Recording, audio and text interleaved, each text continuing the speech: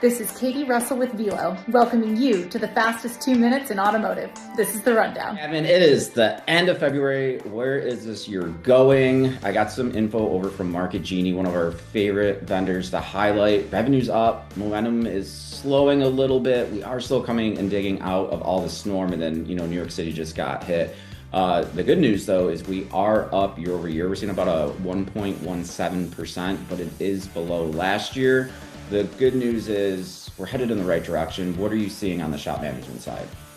This tracks pretty closely to what we're seeing with product adoption and usage. So ARO, average repair order, definitely higher than what we've normally seen. The trend line's huge, $640 plus per ticket. That's been great, and that's really kind of carrying the market. We have seen a bit of a decrease in terms of the overall trend line for ROs created. So 4% increase week over week. It's quite a bit lower than the 8% that we saw last year. So those trend lines are kind of staying a little bit closer to what we saw in 21, 22 as we were sort of coming out of post-pandemic. So really, really interesting. If we switch over to customer acquisition and actually filling the bays, what's that looking like for the digital side? Yeah, it's actually looking very promising. So we get access to a report from Google called Vertical Trends, and they do forecasts and estimations based on traffic with historical context, right? They have a lot of data to look at.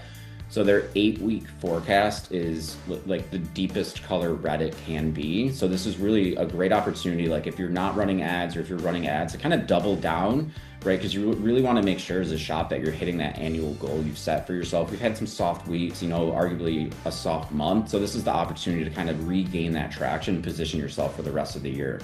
I'm going to pop over to our favorite segment, the Feel Good. What do you got for us this week? We love our partners. I wanted to do special recognition to Ashley Hoyt and Jesse Madaw, who oversee our Napa Auto Care partnership.